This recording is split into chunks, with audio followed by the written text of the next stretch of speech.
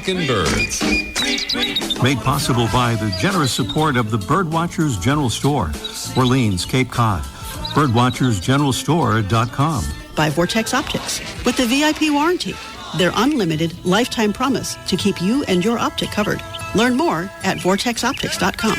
And Beautyo Books, an independent family-owned bookstore carrying one of the largest selections of birding books in the world. BeautyOBooks.com.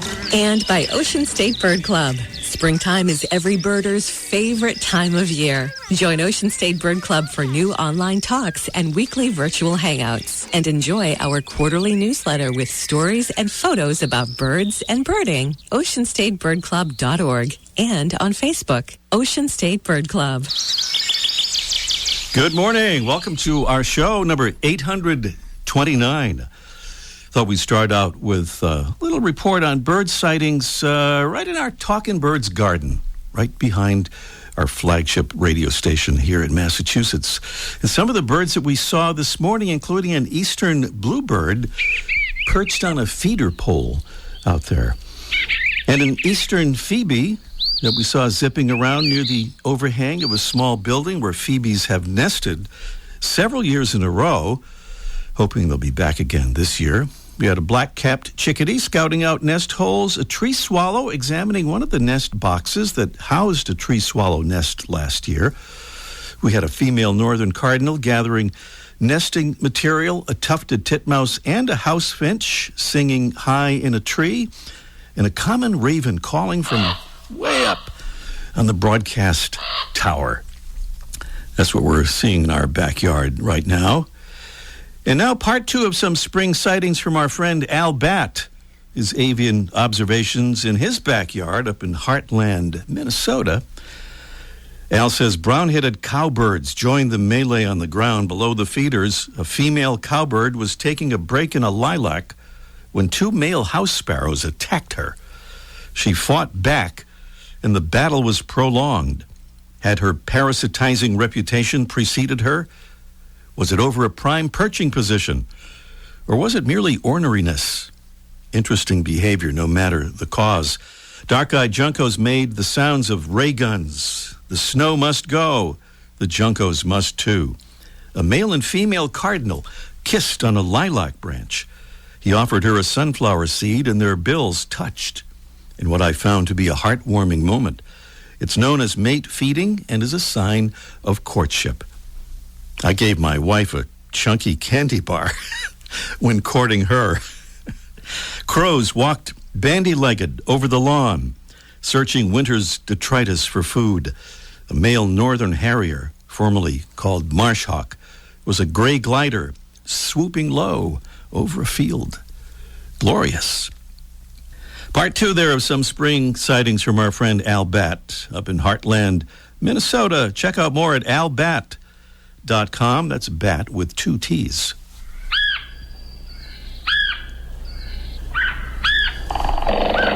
That is our mystery bird.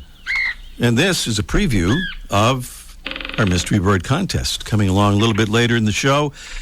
Our mystery bird contest is presented by Red Start Birding. Red Start Birding is your new resource for birding optics, gear, and expertise. Great birding starts at redstartbirding.com. Our mystery bird can be found year-round through the southeast quadrant of the U.S., pretty much, and north through parts of New England in the east and Montana out west in the spring and summer. Its crown, forehead, throat, and nape are red. Its tail is black, its underparts are white, and its rump and wings are black and white. Our bird hunts from low perches and flies down to the ground to feed on insects and spiders, also eats seeds and nuts and berries. That's some stuff about our mystery bird. The contest coming along a little bit later in the show, and we'll be giving away a Droll Yankees New Generation metal Finch sock with a beautiful yellow top and base, and its design has been proven to attract double the number of birds. It can be hung or pole mounted. And we have a brand new bonus prize today. It's a 2-pack of Window Alert window decals to keep birds from crashing into your windows. These are beautiful decals, and they really can prevent injuries to birds. Bonus prize on our mystery bird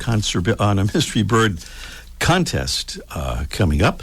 Conservation, good news of the week. The U.S. is pledging to cut greenhouse gas emissions in half by 2030 as part of its new commitment to the Paris Climate Agreement.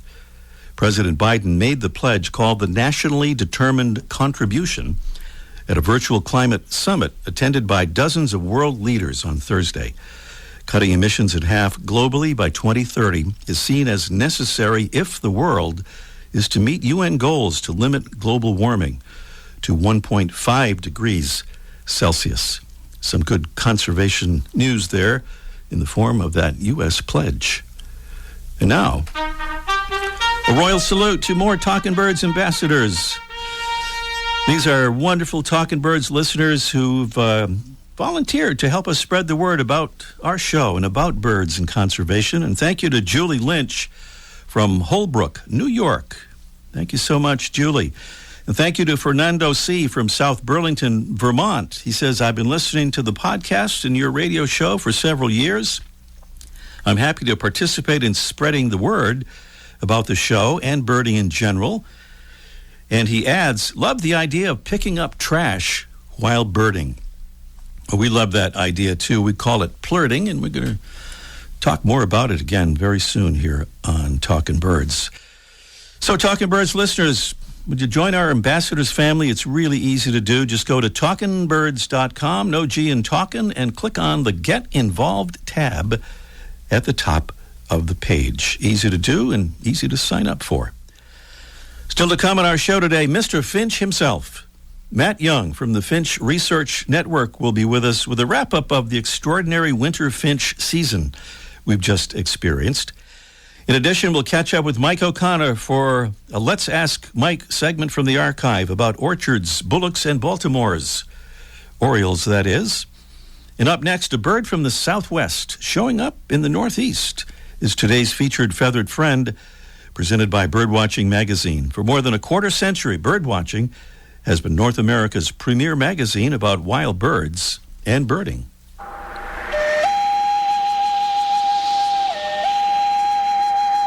There's a lot of buzz this week in our Talkin' Birds home state of Massachusetts about numerous sightings of a visitor from the Southwest, Petrochelidon fulva, better known as the cave swallow. It's a small swallow with blue-black upper parts, a light rust-colored breast, a chestnut-brown forehead and rump, and a squared tail. It maybe shouldn't be such a big surprise that this bird is visiting the Boston area, because since the 1990s, cave swallows have been spotted well up into Nova Scotia and Newfoundland on numerous occasions, although mostly in the fall when low-pressure systems push them northeastward.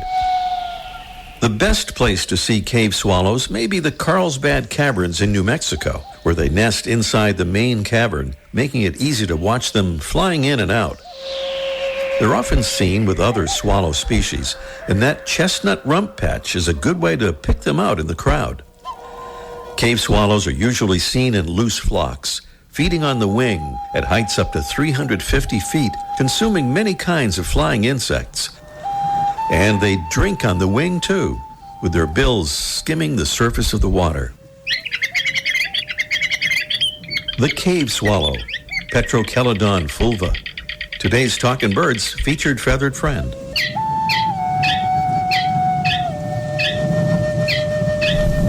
Welcome again to our show, number 829. Don't forget that website. We like it, and we hope you'll take a look at it there. It's talkingbirds.com.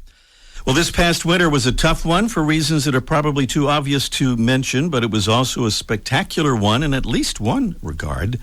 It was a winter of what's been called a super flight, in which just about every species of boreal forest finch way up north headed south looking for food. Now that we're in the middle of spring, it seemed like a good time to get a wrap-up of that finch phenomenon. And who better to tell us about it than the founder of the Finch Research Network, Matt Young, who joins us right now from just east of Ithaca, New York. Good morning, Matt. Good morning, Ray. Thanks for having me on again today. It's great to have you back. We had you on some time ago when you were collections manager of the Cornell Lab's Macaulay Library. You were 15 years, I guess, at Cornell Lab. Yeah, 15 years across 2 different stints. Yeah. All right, and now you are the Finch Research Network founders, and I want to ask you about that network that you call FERN. I guess that's the acronym. Yeah, that's the acronym. All right. But first, what can you tell us, Matt, about the reasons for this past winter's finch explosion? Yeah, a lot of people don't realize, it's just these things kind of it's a timeline that starts to lay this groundwork in advance of obviously the eruption itself into the States. So, you really got to go back to the last few years, or at least to the summer of 2019, when you had 2 different events kind of came together.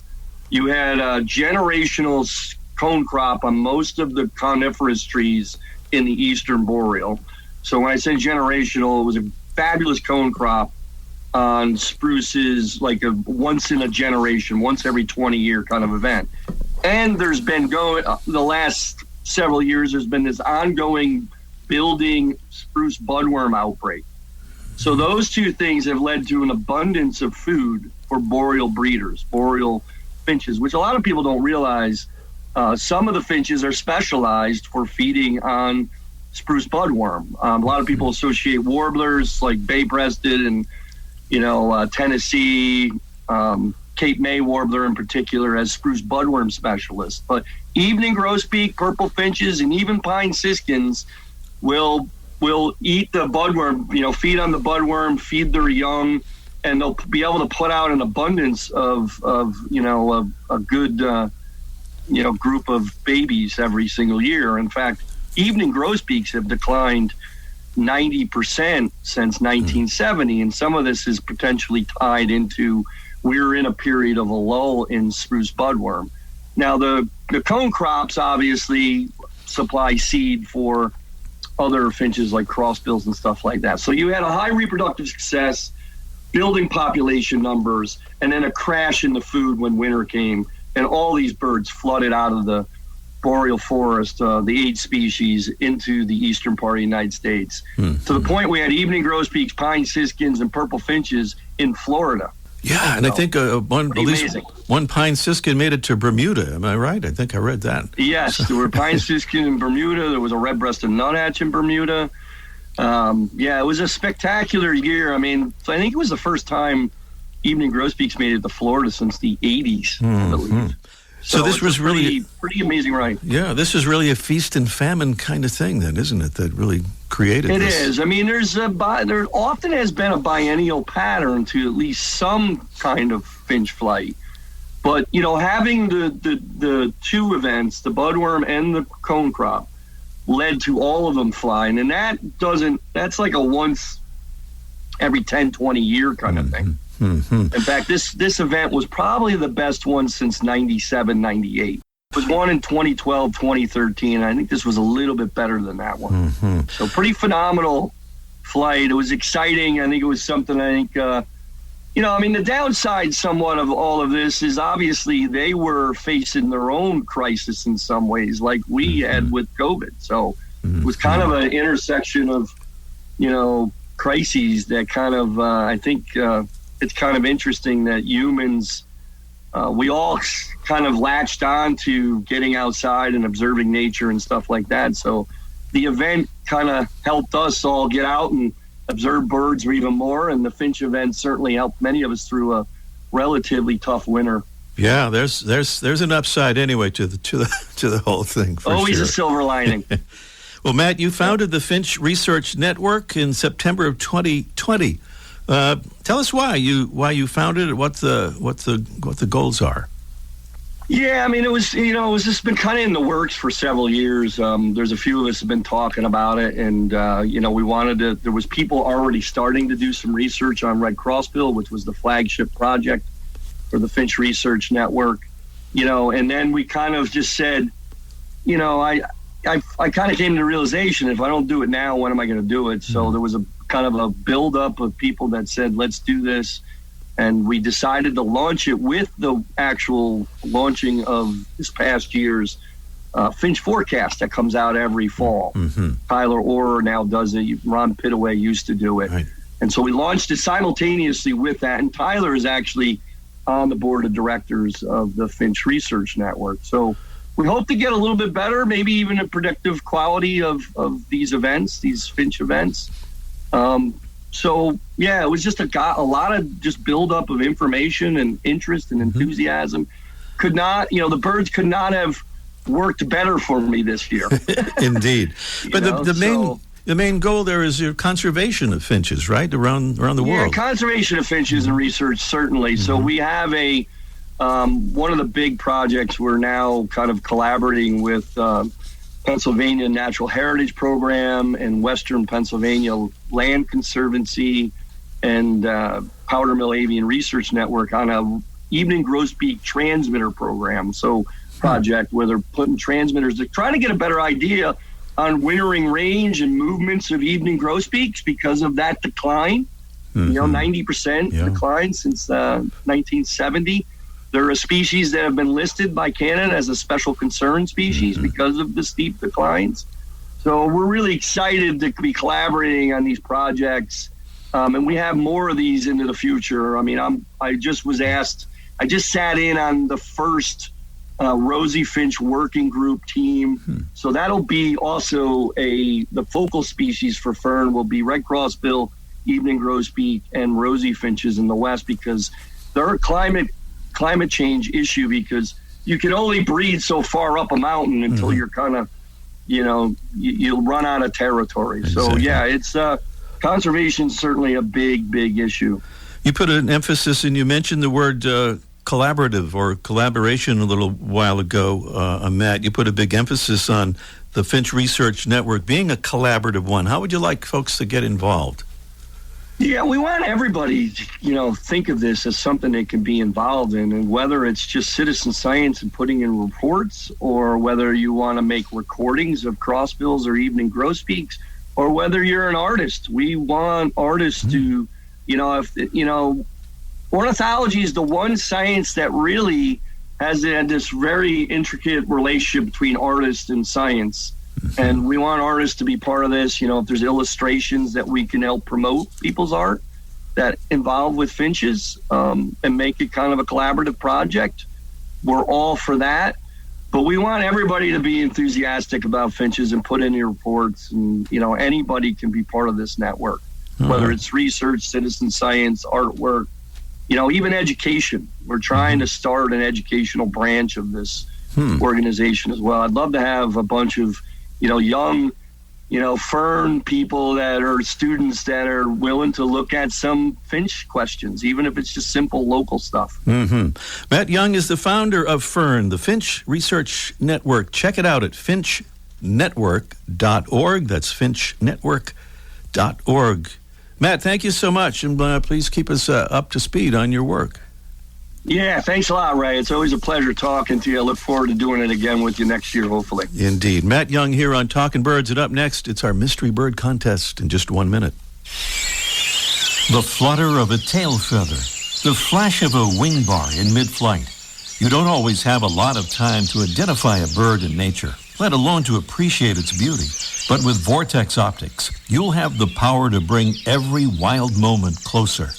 When you choose Vortex, you're choosing to have a partner in the field as passionate about nature as you are. Whether you're spotting old friends on the backyard feeder or packing for a once-in-a-lifetime trip to add a few species to your life list, Vortex offers a full range of optics and optics accessories for every birder and every budget. And whether the birds are taking you to another state or another country, you're always covered by the Vortex VIP warranty, an unlimited lifetime promise to keep you and your optic covered. If you'd like to learn more, or if you need help choosing your next optic, give Vortex a call at 1-800-4VORTEX or visit vortexoptics.com.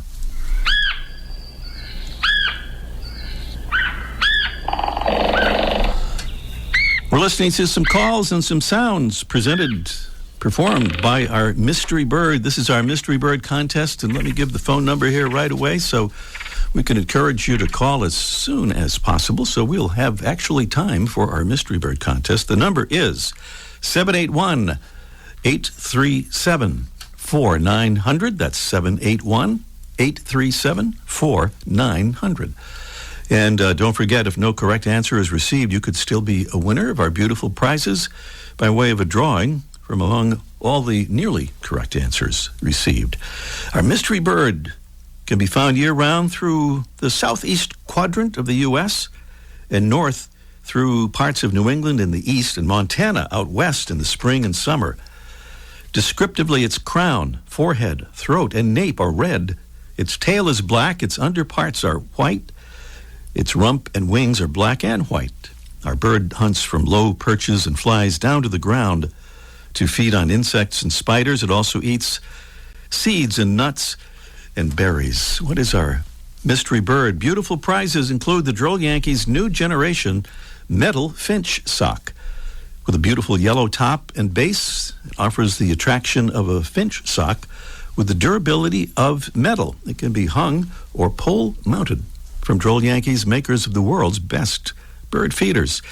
And our new bonus prize today, a 2-pack of Window Alert window decals to keep birds from crashing into your windows. These are beautiful decals, and they really can prevent injuries to birds, and that's kind of a big deal because we lose a lot of birds, of course, through window crashes. That's our Mystery Bird contest introduction. The number is 781-837-4900. Meanwhile, we'll check in with Mike O'Connor, almost live from the archive. It's Let's Ask Mike in just 1 minute. Beauty-O Books carries one of the largest selections of birding books in the world. New, used, and rare books covering everything from backyard birding to general ornithology, from field guides to photography skills, biography, fiction, and humor. You'll find it all, along with the knowledgeable customer service you've been looking for in one convenient place. BeautyOBooks.com. B-U-T-E-O. BeautyOBooks.com. My name is Carrie Nelson, and I'm calling from Murraysville, PA. I encourage everyone to become a Talking Bird ambassador because you're already listening to the show.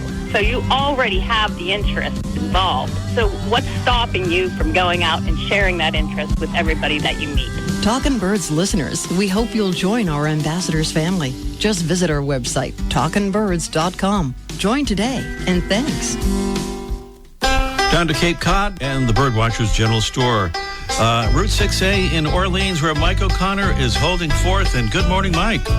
Hey, good morning, Greg. Good to hear your voice, kid. Good to hear yours as well. And you may have heard that voice saying that it's bird feeding springtime and the birds are coming up here from the tropics. We wanted to ask you if that's really true and if orioles might be among those birds. Yeah, a lot of orioles are coming up now. And good for you for giving a plug for the shade-grown coffee, because the orioles are truly one of the birds that benefit from keeping the canopy intact, because that's where they spend their winter in the tropics, and they're on their way up here now. Some of your listeners in the southern states probably already have them. But we're due to get them this week, because we're finally going to get some warm weather, and they're going to come up to see us. And we get the Baltimore orioles, and we got the orchard orioles, and I think your western visitors get the Bullock's orioles as well. And they're one of the birds that's kind of fun to attract to our yards, and it's, we've gone through a long, boring winter, and now we'd like to see some color, and the orioles will provide that for us for sure. Like in the old days, we'd all put out oranges for the orioles, and they would come, and then they discovered they'd go to the hummingbird feeders as well, so they adapted kind of a bigger sugar water feeder for the orioles to drink for that. And it's kind of the same solution that you would use for the hummingbird feeders. And then more recently, people discovered grape jelly was a good alternative. So you've got three choices. You could use sugar water, you could do oranges cut in half, and you could also use grape jelly. But use grape jelly in small dishes, not big dishes, because you don't want to get the sticky jelly on the birds, because that's kind of tough for them. And more importantly, do this now, because by the time June rolls around, the birds will focus on raising their young. They'll be eating insects, and they're probably going to ignore most of what we put out for them. And then after the breeding season, they're likely to return. So you really don't need to give up on it, but you will have a lag time. So do it now. And the other thing is, if you have any yarn in your house or kite string or any string at all, cut it into a short, maybe 12-inch pieces. Put those out on the bushes, because when the females arrive, they'll use those to build a nest with. And it's kind of fun. They'll come down. Don't make them real long, because the birds likely to tangle them up. And so just use short pieces, maybe 12, 14 inches, and put those out. Yarn, the color is kind of irrelevant, or kite string. And caution, here's a little caution, though.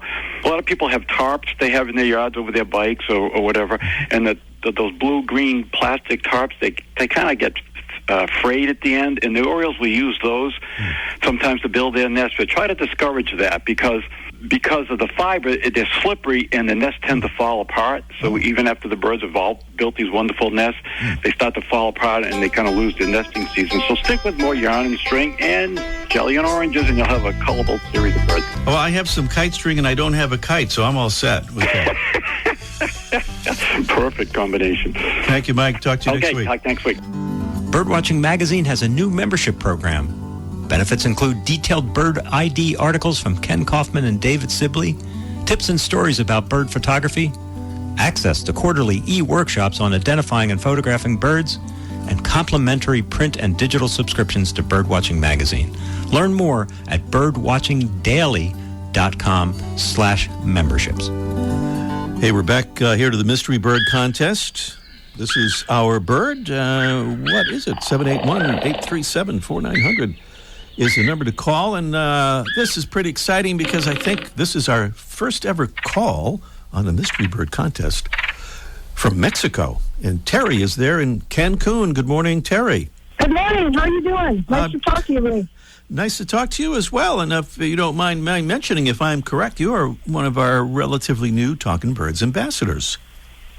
That's right. I'm very proud to be one. Thank you. Well, thank you. That is so wonderful. So our mystery bird, Terry, you heard the sound and the clues and all that. What do you think? I'm going to say the red-headed woodpecker. Well, I don't think I've seen one. That's okay. Red-headed woodpecker? Even if you haven't seen one, you can still guess that is the one, and you are absolutely correct. Yes. Yay! Gracias. Nice going. Red-headed woodpecker, it is a spectacular bird. We haven't seen that many of them around our way either. They've kind of declined in the New England area, but we're hoping they'll make a comeback. We can always hope. Well, let me just ask you too, Terry, while you're on the line, how has your ambassadorship been working out there in Cancun?